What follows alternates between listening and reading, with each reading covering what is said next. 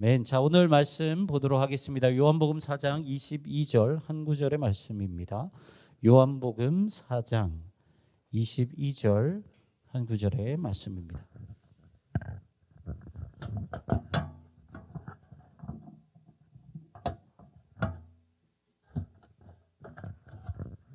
자, 목사님이 가진 성경은 신약 성경 148페이지.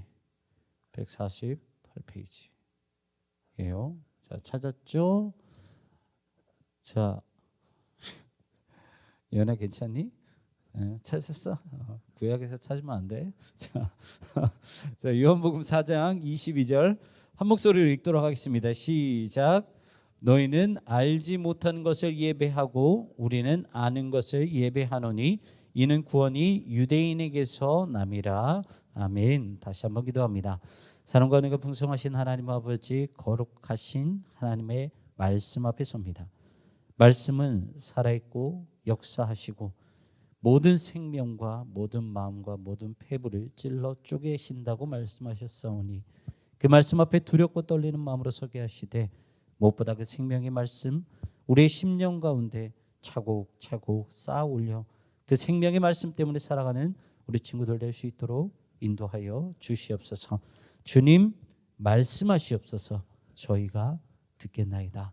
감사드리며 예수님의 이름으로 기도하옵나이다. 아멘. 아멘. 자, 여러분 잘 지냈어요?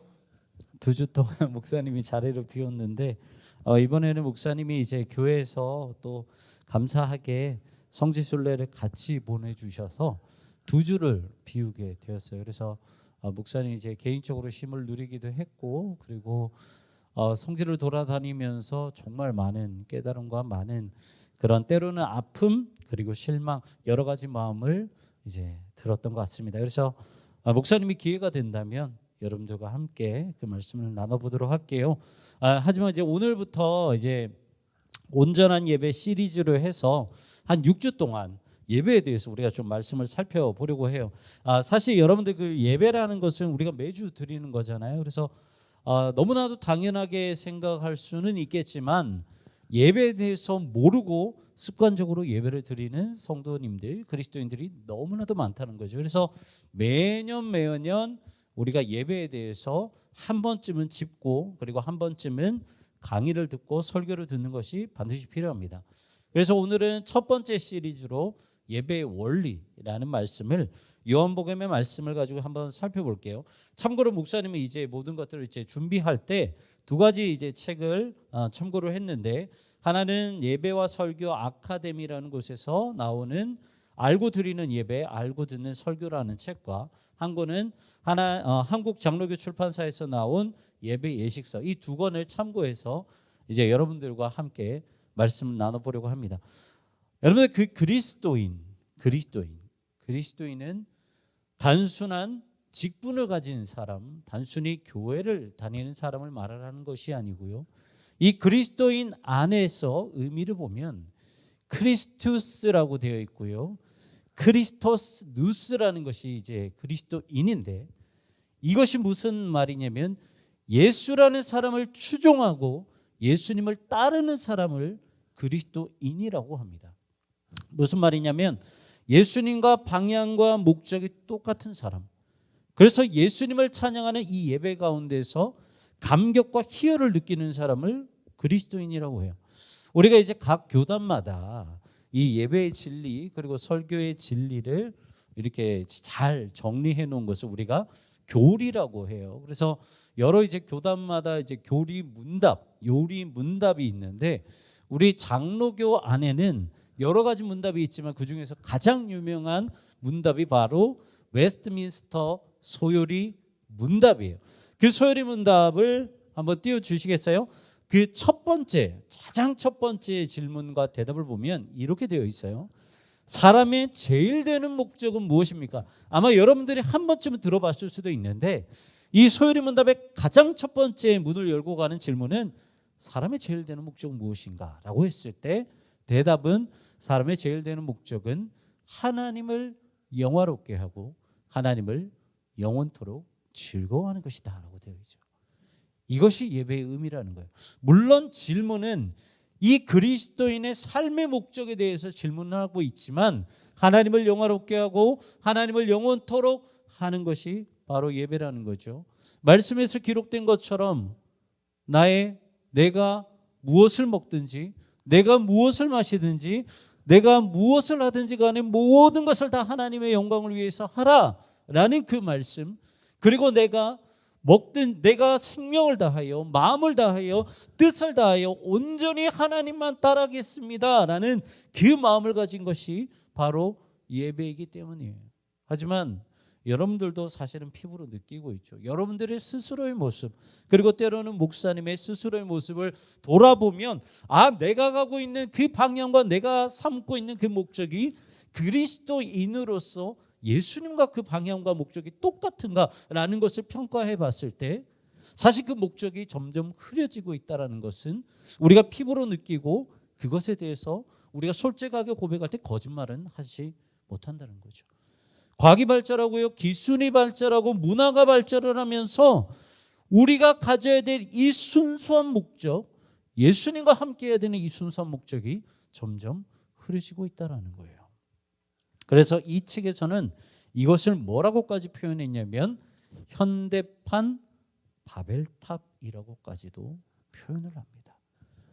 우리가 잘 올라가고 하나님께 잘 경배하는 것 같지만 그 모든 행위가 하나님의 그 권위에 도전하고 교만한 그런 행위, 그래서 현대판 바벨탑이라고까지 말을 해요. 그래서 우리가 다시 한번 우리의 목표가 완전히 사라지기 전에 다시 한번 예배에 대해서 배우고 고민해야 될 필요가 있다는 겁니다. 자, 오늘 본문의 4장, 여러분들 요한복음의 4장은 여러분들이 예배에 대해서 궁금하거나 예배에 대해서 다시 한번 마음을 다잡기 위해서는 반드시 요한복음의 4장을 읽어야 되는 본문이에요. 자, 오늘 본문은요, 예수님이 특별히 사마리아라는 곳, 모든 유대인들이 무시하고 개무시하는 그 사마리아 지역으로 들어갑니다. 들어가서 이 여러 도시 가운데 수가성이라는 도시로 들어가요.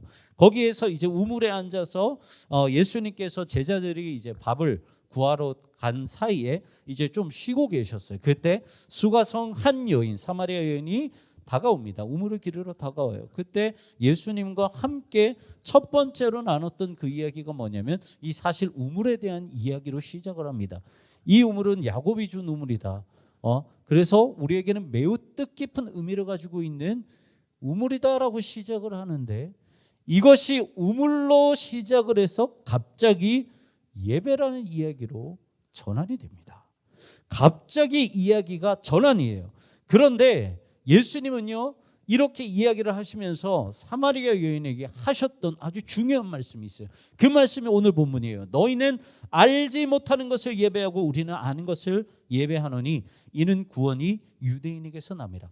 자, 그 뒤에 이 말씀을요, 벵겔 주석이라는 그 주석서에 이렇게 말을 하고 있어요. 너희는 어떤 예배를 드리고 있는지 모른다. 하지만 우리는 우리의 예배가 무엇인지 안다라고 기록하고 있어요. 여러분들이 포인트를 잡으셔야 되는 부분은 앞부분이에요. 목사님이 체크를 해놓으신 부분. 너희는 뭐라고요? 알지 못하는 것을 예배하고 있다. 너희는 알지 못하는 것을 예배하고 있다. 쉽게 말해볼까요? 너희가 드리는 그 예배 전혀 예배가 아니야. 더 쉽게 말을 할까요? 너희가 습관적으로 드리고 있는 그 예배, 그것은 예배가 아니라. 예수님께서는 이 사마리아 여인, 이 우물이 야곱의 우물이고 우리는 그렇게 너희가 무시하지만 무시할 존재가 아니다라고 말씀했을 때 예수님께서는 그 사마리아 여인에게 아니다, 미안하지만 너희가 지금 계속 제사를 드리고 예배를 드리는 것 미안하지만 그 예배 아니야 라고 말씀하셨다는 거예요. 여러분들 교회도 마찬가지죠. 우리가 얼마 전에 이 종교개혁 그리고 교회의 역사에 대해서 히즈 스토리라는 주제로 쫙 가지고 왔는데 여러분들 그 교회 역사를 보면서 어때요?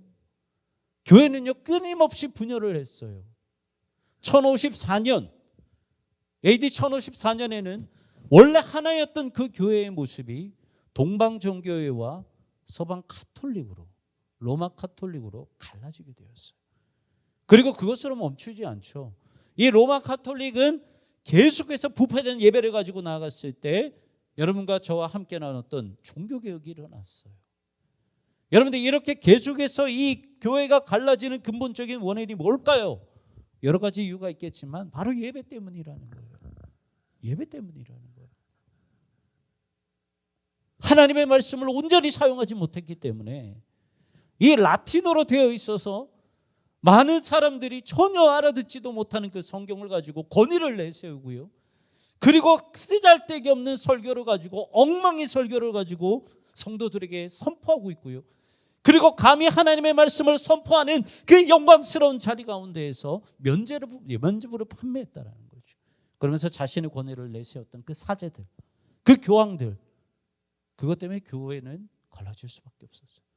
종교개혁은 당연히 일어날 수밖에 없다는 거죠. 다시 말해 예배라는 것, 썩어빠진 그 예배, 그들은 매주 동안 드렸을지 모르겠지만 썩어빠진 그 예배 때문에 교회는 다시 한번 갈라지게 돼요. 그래서 이제 미국에 보면은 이 신학교로 되게 유명한 대학이 있는데 에든버러예요. 어쨌든 간에 그 학교에 이제 그 교수이신 맥스웰 교수님은 뭐라고까지 말을 했냐면 종교 개혁은 시급하고도 필연적이다라고 말을 했어요.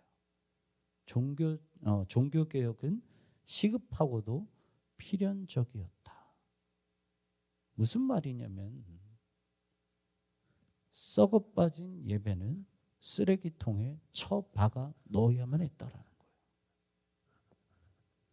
여러분 반드시 기억하시길 바랍니다. 예배를 아는 사람이 예배자가 되고 예배자로 살아가는 사람이 교회 밖에서 그리스도인이라는 호칭을 듣게 돼요. 그리스도인은 교회 안에서 불려지는 호칭이 아니에요. 예진아, 예은이가 그리스도인이 아니야. 예은이는 예진이가 그리스도인이 아니야. 다 알아요. 아니야? 다 안단 말이에요. 나도 그리스도인이고 너도 그리스도인이고 다 알아요. 그렇기 때문에 교회 안에서는 그리스도인이라는 호칭이 쓸데없는 호칭이라는 거예요. 우리가 그리스도인이라는 말을 어디서 들어야 돼요? 예수쟁이라는 말을 어디서 들어야 돼요? 세상 밖에서 들어야 된다는 거죠. 사도행전 11장을 보면 여러분들 안디옥 교회에 그때 당시에는 안디옥이라는 도시에 교회가 없었어요.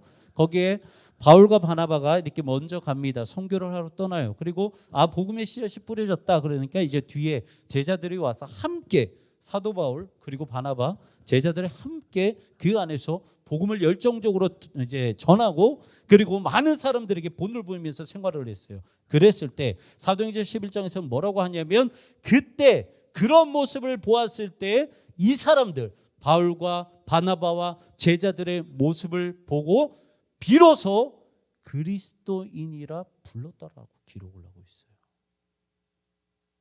그때 그리스도인이라는 말이 성경에서 처음으로 등장을 합니다. 누가 그리스도인이라고 불렀다고요? 복음을 듣지 못했던 안디옥이라는 도시에 사람들이 붙여준 거예요. 여러분들이 그런 사람이 되셔야 된다는 거죠. 목사님은 여러분들을 축복합니다. 그리스도인이라는 호칭을 단순히 교회 안에서 너도 그리스도인 나도 그리스도인 이걸로 해서 그냥 단순히 넘어가는 그런 정체성이 아니라 세상 밖에서 여러분들이 진정한 예배자로 예배를 알고 있는 예배자로 살아가면서 세상 밖에서 여러분들의 친구를 통해 여러분들의 부모님을 통해 여러분들 주변에 있는 많은 사람들을 통해 너는 예수쟁이다 너는 그리스도인이구나라는 그 소리를 듣기를 축복합니다. 그래서 우리가 여기서 한번 살펴봐야죠.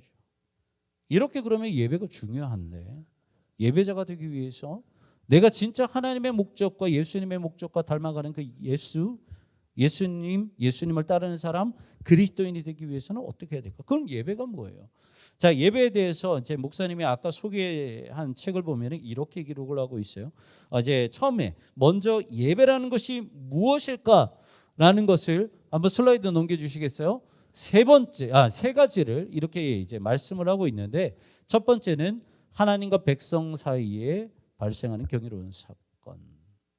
여러분들 우리 이번에 여름 수련의 주제가 뭔지 아는 사람? 리커넥션이에요. 그걸 말을 하는 거예요. 하나님과 나와의 영적인 코드가 맞아떨어지는 순간, 연결되는 순간이 이 자리라는 거예요. 예배의 자리라는 거예요. 그것이 첫 번째고요. 두 번째는 예배의 자리에서 하나님께서 무에서 유를 만드시는 하나님의 놀라우신 그 창조 사건과 우리의 생명을 주관하시고 우리의 생명을 구원하신 예수 그리스도의 구원 사건을 발견하고 경험하는 것이 예배라는 거예요.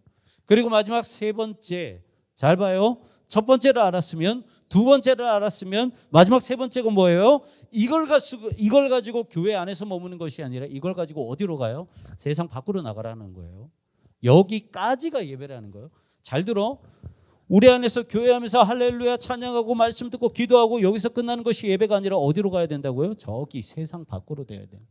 거기까지 가야 진짜 예배의 마침표가 찍어진다라는 거죠. 그거예요. 그리고 이 책을 보면은 두 번째로 아주 중요한 것을 말해주고 있는데요. 예배자들이, 그렇다면 예배를 알았던 예배자들이 새겨야 할 지침에 대해서 네 가지를 말씀해주고 있어요. 그 다음 보면은 첫 번째는 영과 진리로 예배를 드려요. 이건 잘 알죠. 네, 요한복음 4장에 나와 있는 이야기예요. 그런데 뒤에가 중요해요.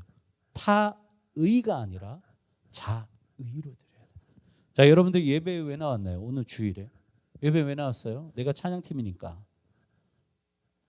내가 피곤하다 안 피곤하든 간에 앞에 서야 되니까 겁나게 빨리 일어나서 와야 되죠. 그리고 주일이니까 안 가면 혼나, 잔소리 들어야 돼. 와야 되죠. 타의가 아니라 여러분들 자유로. 내가 예배를 사모하니까 주일이네. 한 주간 또 내가 힘들게 살아야 하는데 그것을 버틸 수 있는 힘을 어디서 얻을까? 하나님께로부터 얻어야겠다라는 그 마음을 가지고 드리는 것이 예배의 자세. 그리고 두 번째, 예배 인도자는 예배 순서와 내용과 이 모든 것을 철저히 준비하라고 되어 있어요. 여기서 예배 인도자는 누굴까요? 목사님, 선생님, 찬양팀? 아니요. 여러분들 다요. 여러분들 다요. 앞으로 세상 가운데 파송될 여러분들 다요. 앞으로 여러분들의 후손을 위해서, 여러분들이 뒤에 오는 그 많은 여러분들 후배를 위해서 섬겨야 하고 그들을 위해서 똑바로 인도하고 똑바로 가르쳐야 될 여러분들 모두요. 예배 순서를, 왜 내가 이때 찬양을 하는지, 왜 내가 이때 기도를 하는지, 왜 하나님의 말씀을 들어야 하는지, 왜 결단 기도를 해야 되고, 왜 축도를 드려야 되고, 왜 세상 가운데 파송을 해야 되는지 그 순서 하나하나를 이유를 알고 목적을 아는 것이 올바른 자세인 거예요. 그리고 세 번째는 말씀의 예배와 성례의 예배를 드려라. 요거는 좀 뒤에 다시 한번 말씀드릴게요. 그리고 마지막 네 번째는 또 뭐라고 말씀하고 있어요? 이걸 교회로 그치라고요? 아니죠. 다시 세상 밖으로 가지고 나가라. 이게 예배자의 지침 마지막이에요. 예배도 그렇고 지침도 그렇고 결국은 어디까지? 세상 밖에까지 가지고 나가야 되는 거예요. 그게 진짜 태도라는 거죠. 여러분들, 우리는요, 이 말씀이, 오늘 본문의 말씀이 우리에게로 향하는 주님의 말씀으로 여러분들이 받아들이셔야 돼요.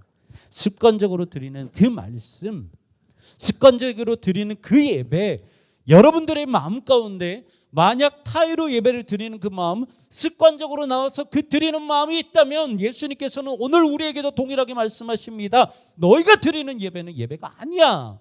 쓰레기통에 그냥 버려. 지금까지 너희는 예배 드린다고 생각했지? 미안하지만 그게 예배 아니야. 라고 예수님의 잔소리를 들을 수 있다는 거예요. 그래서 예배에 대해서 아는 것이 그렇게 무섭다라는 거죠. 여러분이 예배는 경험이에요. 3번 이야기를 지금 말씀드리는 거예요. 예배는 뭔가 초월적인 하나님을 경배하는 것이기 때문에 막 판타지로 막 사도 바울이 막 3층점까지 올라갔다 막 그러니까 내가 막 영빨로 하나님을 만나고 와야 된다. 막 이렇게 내가 막 눈을 감았는데 갑자기 내 하나님이 나에게 뭐 사랑하는 누구야 이런 식으로 말을 했다. 이게 진짜 예배가 아니라는 거죠. 하나님의 말씀 안에서, 설교 안에서, 찬양 안에서, 기도 안에서 하나님을 만나는 게 예배예요. 그리고 여러분들이 중요한 것은 성례의 예배를 드리셔야 돼요. 우리 교회는 1년에 4번 성찬식을 합니다. 그리고 세례를 해요. 유아 세례 2번, 성인 세례 2번, 성찬 1년에 4번. 그런데 우리 예배학을 가르치는 교수님들은 뭐라고 말씀하시냐면 초대교회의 가장 근본적인 예배의 형식은 말씀을 나누고 그리고 그 뒤에 반드시 성찬의 교제를 나눴다라고 말하고 있어요. 목사님도 그렇게 배웠고요. 성찬은 매주 있어야 되는 것이 확실하고 정답입니다. 그런데 왜 그렇게 초대교회 우리 선배들은 그렇게 했을까? 이유는 하나밖에 없어요. 성찬이 하나님을 경험하는 가장 중요한 도구이기 때문에. 여러분들 세례는 요즘에 그렇게 하죠. 내가 예수를 구주로 믿는 강동명에게 성부와 성자와 성령의 이름으로 세례를 주노라. 물 3번 갖다 부어버려요.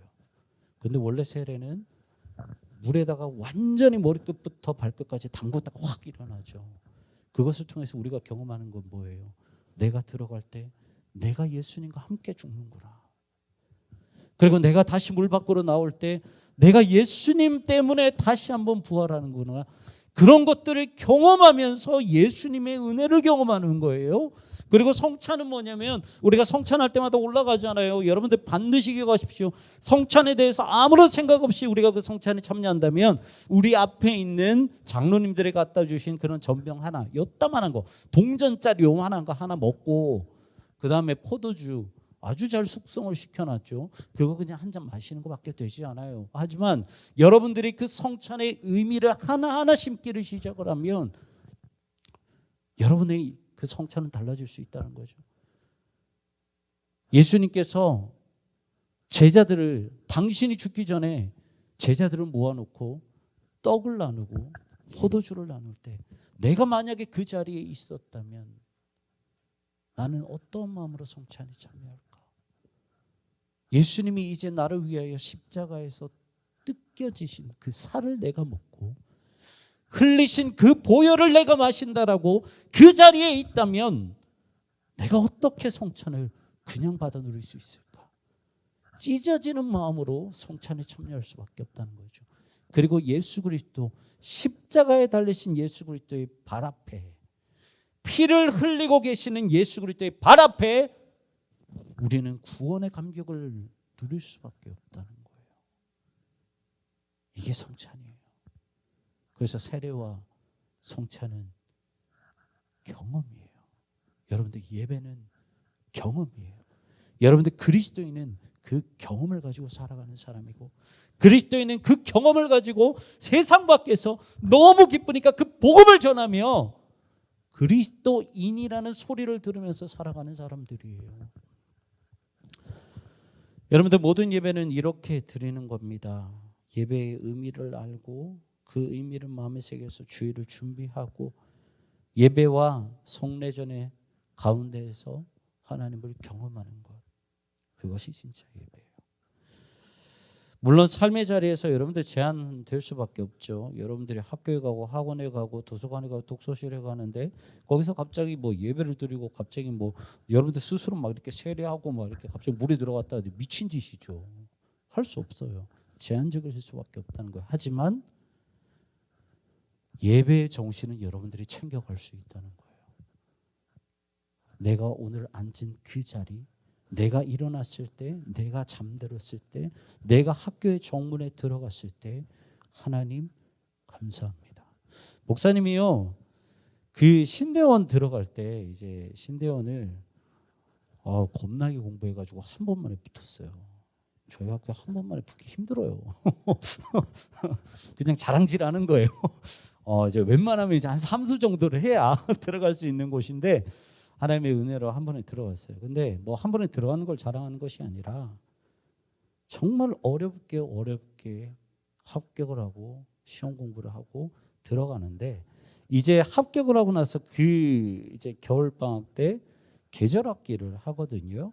그때 뭘 배우냐면 히브리어를 배워요. 근데 히브리어를 배우는 것도 뭐 쓸모 없어요. 근데 제가 딱 가면 광나루역에 저희 학교가 있어요. 그런데 빠르게 들어가려면 이제 신동아 아파트인가요? 하여튼 거기 사이를 이제 가로질러서 딱 가는데 아파트를 쭉 가다 보면은 이제 왼쪽으로 틀어야 돼요. 그리고 나면은 틀자마자 바로 보이는 게 뭐냐면 장로교 신학대학교라고 되어 있어요. 목사님이 그 간판을 보자마자 아파트 앞에서 겁나게 울었어요. 가만히 멈춰서 너무 감사해가지고. 여러분들이 예배를 드릴 때 내가 학교 앞에서 내 고등학교, 춘천고등학교, 뭐 무슨 고등학교 다 있잖아요. 그 발 앞에 딱 서서 그 팻말을 볼 때 여러분들은 감격에 넘쳐야 돼요. 무슨 개짜증나는 소리를 하냐 이런 말을 할지 모르겠지만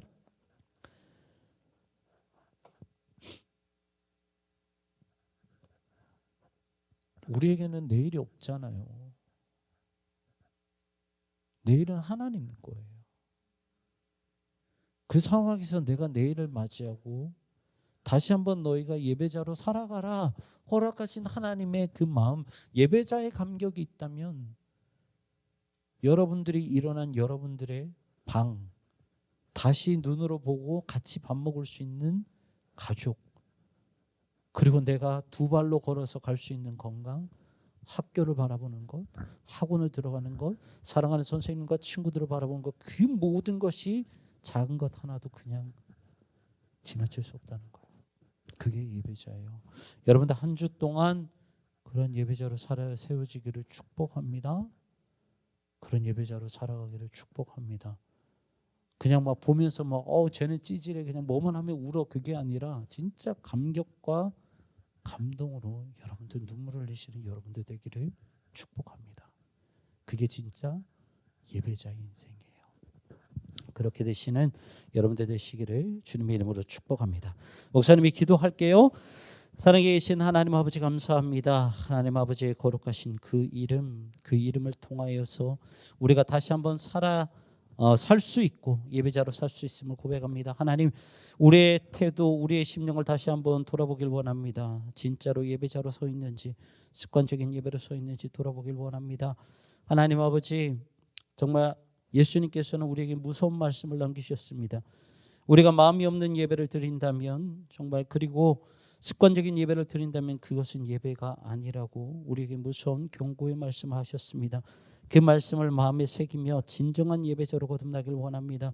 작은 것 하나에도 감사드리며, 그래서 우리가 세상 가운데 예배를 드리지는 못하지만 예배자의 정신으로 참된 그리스도인으로 살아감으로 말미암아 하나님, 정말 세상에서 그리스도인이라는 그 호칭을 정말 얻으면서 살기를 원하고, 그리고 모든 것에 감격과 감사함을 누리며 하나님 아버지 앞에 작은 것 하나도 영광 올리는 우리 사랑하는 친구들 되길 원합니다.